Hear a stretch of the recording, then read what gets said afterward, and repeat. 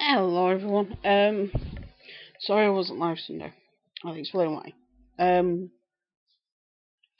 think it was Saturday night. Um, I think it was Saturday anyway.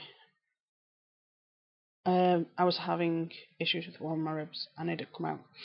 So, and we didn't realise I was just in hospital pain weight, and we realised Monday, and the husband put it back in. He's doing a lot better now, but that's why I wasn't live on Sunday because I was a mess. My mum's downstairs. She's watching telly. So if you hear any noise in the background, that's probably what it is. Because she usually doesn't go to sleep till about 1, 2 o'clock. She goes and has a cigarette sometimes. And the bottom of the stairs is right by the back door. So if you hear a voice or you hear somebody walking in the background, just ignore it. It's just my mum. Husband's at work as normal. He's fine. Mum goes back tomorrow, and I'll probably have a day's rest. Day and a bit. We do have a live stream planned for Friday, and we know what we're doing. But you'll have to wait and see on Friday what that is. But it's definitely a fun one. We have a few Harry Potter shops here, and it's relating to that. So, because I got a wand, which I'll show you on Friday as well. But today, you may or may not be aware that some advertisers have recently blacklisted the Alex Jones channels, various channels, from their advertisements because of the videos that he's doing in the it's not necessarily the subject, but it's what he's saying. What he said about Newtown in the past, he's saying that about the more recent incidents, and he's pushing that narrative, and a lot of advertisers are like, whoa, not such a good idea. And what they're doing is they are blacklisting Alex Jones as an advertiser, as a channel that they want. Like, we don't want ads on that channel. Which apparently is something that YouTube has had in place for a while. But the advertisers generally don't exercise it that much. YouTube can affect on some levels some advertising decisions, but not necessarily all. But the fact that YouTube are giving advertisers the ability to decide who and what they advertise on is sort of like a double-edged sword. On one level, yeah, it's a great idea, and yeah, I think it will be good in the long run, but it could cause issues for political YouTubers, for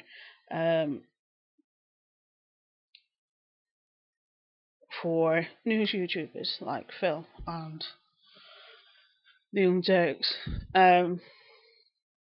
It could cause lots of issues with them because that person might not have an opinion that the company agrees with, so they're like, well, no.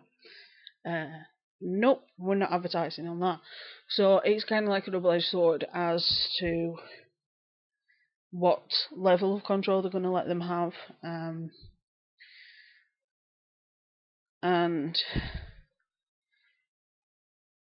while I do agree with it in some instances, and I do know there are a lot of people who are getting painted with a brush, and because the videos have been taken down, because I've not really been on YouTube much this week, because the videos have been taken down, I don't know what was on them about the last couple of incidences. So it's one of those things that we have to monitor, shall we say, and figure out what is going to happen in the long run. We have to figure out whether this is a good thing or a bad thing. I'm hoping it's a good thing. I'm hoping that it stays relatively positive, and I hope that it stays relatively fair. But fair isn't necessarily YouTube's middle name,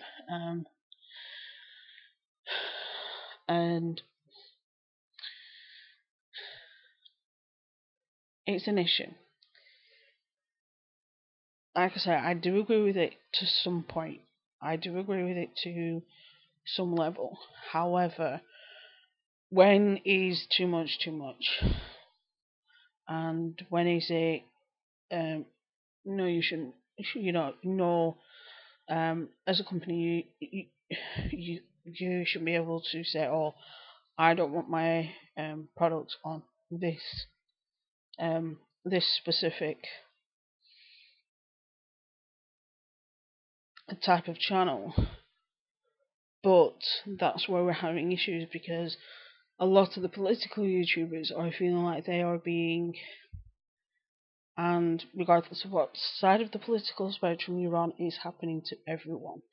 Where if you have a controversial or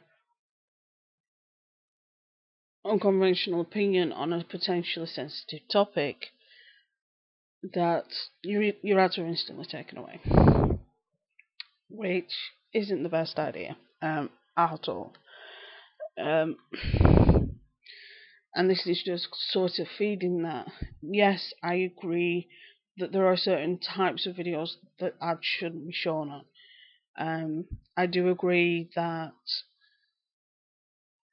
certain type of ads should show on certain types of channels. So say you've got family vloggers, like all the kid friendly and all the family friendly items should be advertised on those videos, like Pampers and Johnson & Johnson or whatever. And then when you've got like the gamers, then you do the video games. And then when you've got the guys that do the movies and movie reviews and talk about movies and all the ins and outs of that, then do the movie advertisements on that area, because that's where you're going to have the most impacts. Whereas sometimes I watch Phil and he'll have an advert on for something to do with kids, and he's like, I'm not saying that nobody who has kids watches Phil, because Phil has kids himself, but a lot of people don't watch Phil because they've got kids. They watch Phil because they want a reasonably unbiased opinion on the news. I've looked at Markiplier videos and they've got ads on for kids' toys, and it's like, what? Now I know, some teenagers sort of subscribe, and some probably, sorry about that, some probably older kids. I will switch my desktop volume off. Some of the older kids, so we're talking like 9, 10, 11, might be subscribed to Mark. But the ones that some of these ads are pointed towards, which we're talking like 3, 4, 5, aren't going to be watching Markiplier. Yeah, I can understand stuff like that being shown on Peppa Pig videos or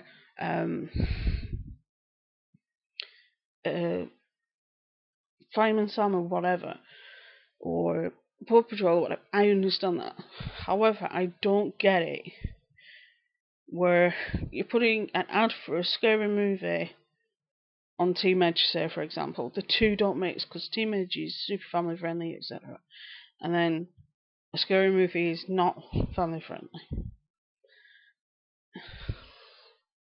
I know with some advertisers, it's like advertised to everybody, except these. But for the best bang for your buck, it would be better to condense, essentially, um, those people that either have kids or that follow family vloggers, etc. That would make more sense than just randomly putting random ads on random videos. 9 times out of 10, I'll watch a video. I've just watched Phil's video for today, and the ad that came up at the front, which is yay, Phil actually got an ad on the video. The ad that was on the front of the video was something to do with kids, and I'm like, it's like, and then I watched the Team Edge advert, Team Edge, and the ad in the middle of that will be to do with a horror film that's coming out. And then I'll maybe catch a video from one of the political YouTubers, say like Dave Rubin, and on the odd occasion he does get ads, I'll go over it and he'll get an ad about Stairlift.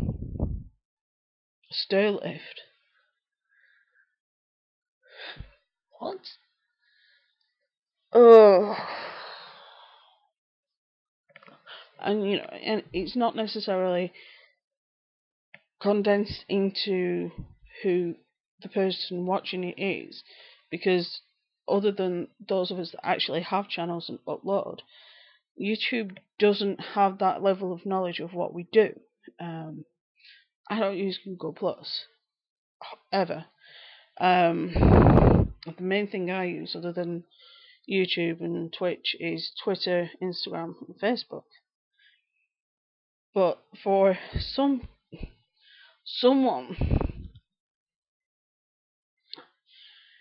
but yeah, this isn't necessarily a good idea.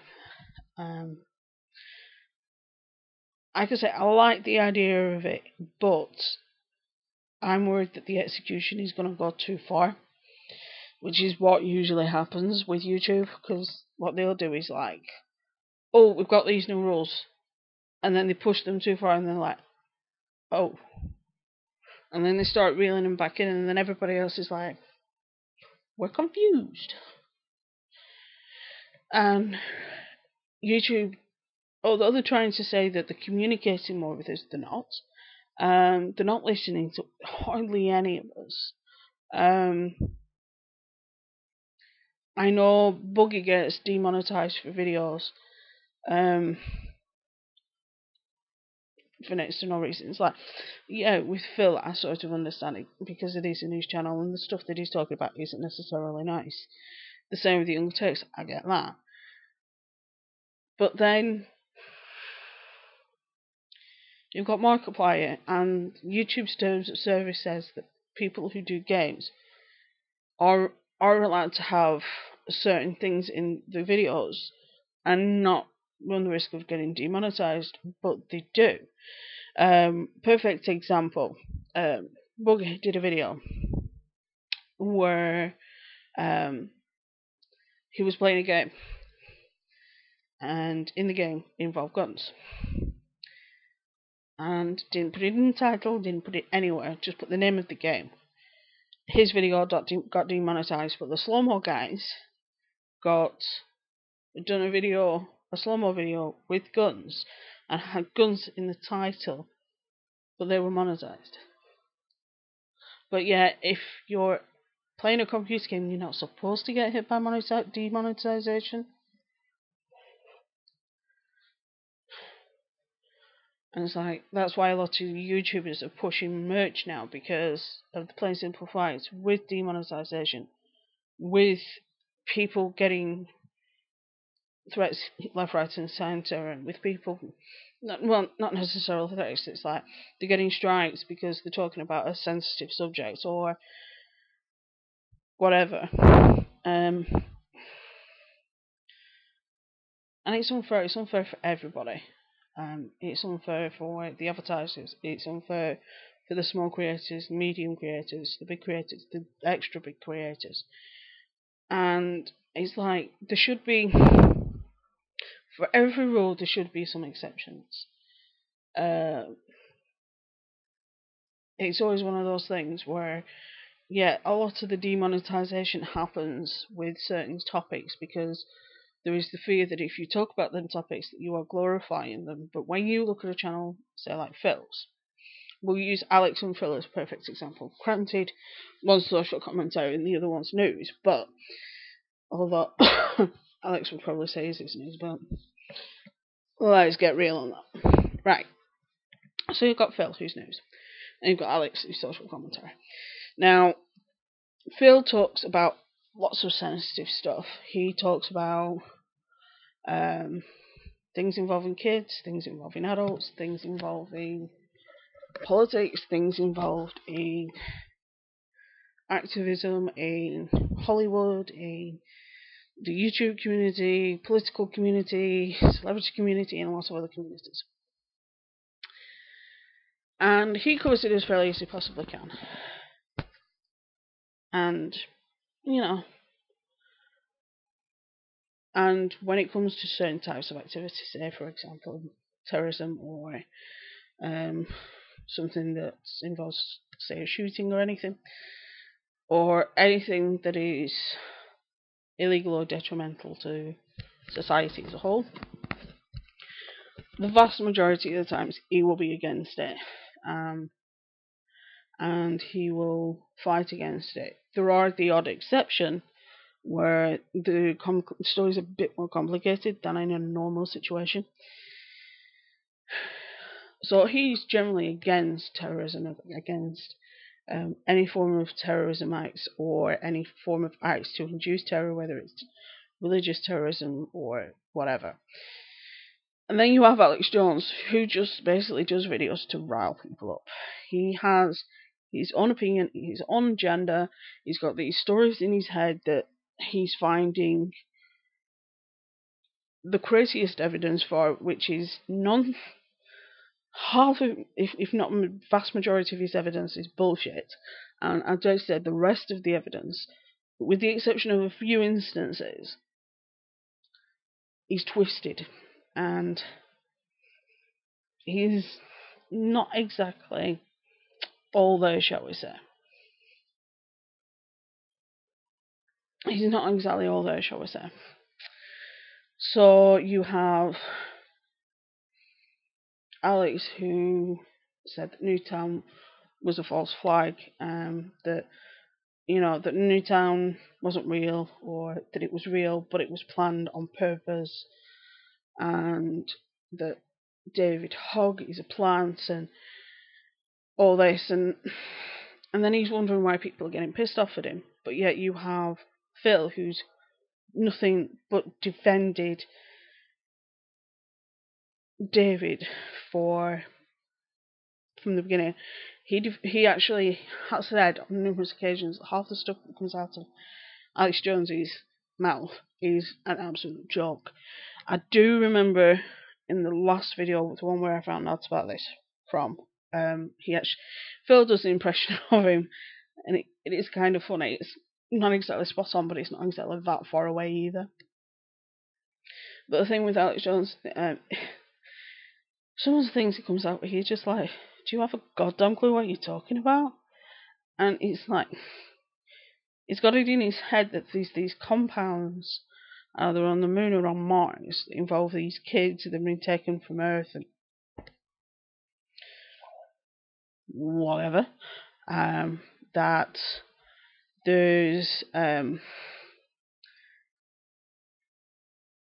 we're all being controlled in one way or another. None of us have free will, and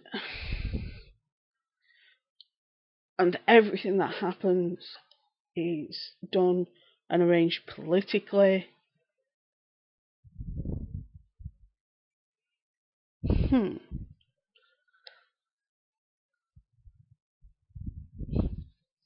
How would that work?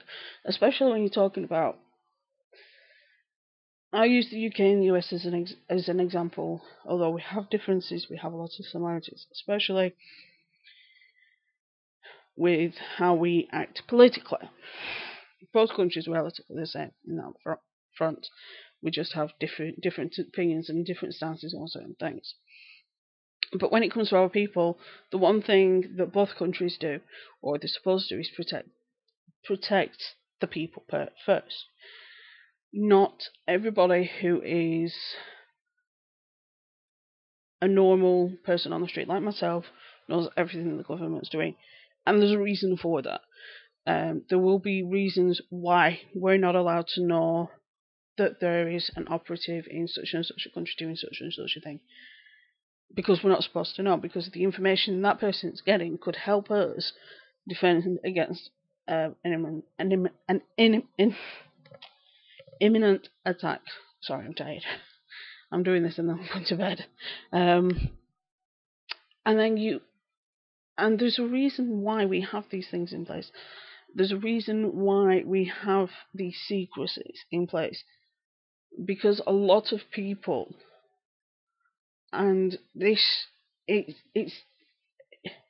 can even be explained in the easiest way of explaining it, which is basically you can give two people the same evidence and both of them will have a different opinion, because their opinion on that evidence is based on their own personal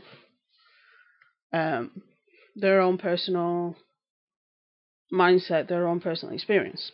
Perfect example. What's going on with David Hogg? I've showed Nick the evidence that I have. This relates to the last live stream I did. Nick Snyder. I disagreed with him on something. I disagreed with him on a few things, but this was one of them, where he said that he was suspicious of David Hogg, and I said, well, you need to look at this. He's still not budging from that, but that's because he's been jaded by the whole thing that happened in Pulse. Now, I have a couple of close ties to what happened in Manchester. It's not that far from where I live. And we know people that were there. We know two people that died. And I have my personal experience with that, but even I can see that in a country, even as big as America, a kid could be living in one state where one incident happens, and then move to another state, go to school in that state, and then have the worst luck possible and be in an area where another incident happens. It's called bad luck, and it's called shit. It's like, but some people can't believe that. And it's like, yeah, but he's in both yearbooks, in both schools, in both states, and his family and several other people have backed up and said, yes, he went to school a school in California for, I think it was 3 or 4 years.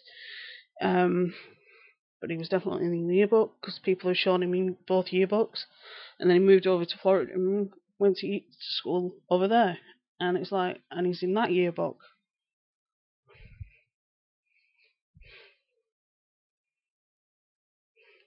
So for people to say everything's suspicious, yeah, everybody is entitled to be suspicious of the government. It's part of who we are. We are suspicious. We are suspicious creatures. Somebody smiles at you on the street, half of your brain's like, oh, he's a nice guy, and the other half of your brain's like, why is he smiling at me? A lot of it is because it goes back to prehistoric days, where you'd be in battle with somebody and they'd try and friend you. We still do it now, where they try and friend you and then double cross you. And it's something that as a race we've done for thousands and thousands of years. So distrust is normal for who we are and what we are. But the level that Alex goes at is too far. He goes way too far. And I'm just hoping that while YouTube have it where they are able to take their advertisements off certain channels, I just hope that they don't go too far and take it off PewDiePie or Markiplier. Well, luckily, Mark pretty much stays out of trouble. Bless him. And hopefully PewDiePie stay out of trouble for the foreseeable future. But everybody's always kicking YouTube, and yeah, in some aspects they do fuck up.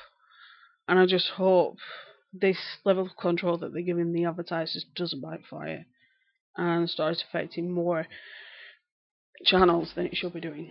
Because YouTube have a habit of only enforcing the rules on certain channels, which we are well aware of on this channel.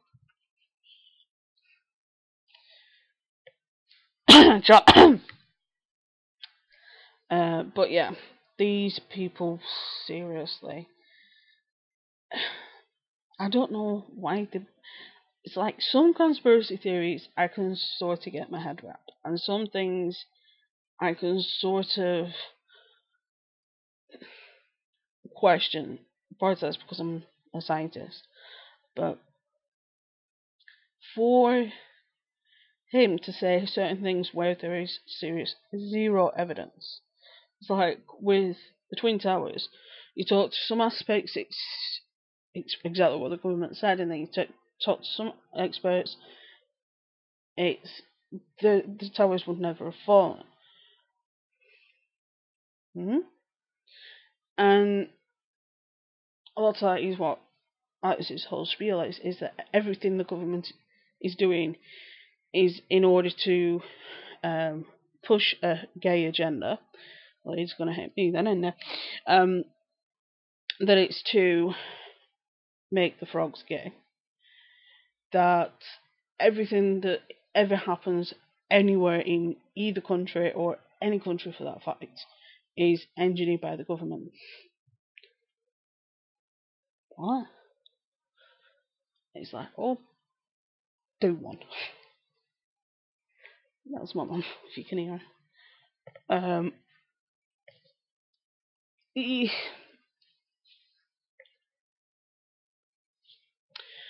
But yeah, no. This guy really, oh, he's one of my least favourite people on YouTube. I very rarely say that. Anyway, with that being said, I'm going to go to bed because I am shattered. Me and the husband will be back on Friday because I have a treat for you. My husband hates me, but he doesn't hate me because he actually agreed to it before we actually decided to do it. So we talked about it beforehand. So I'm going to log off and go to bed. Stay safe, be good, have fun, and I will see you on Friday.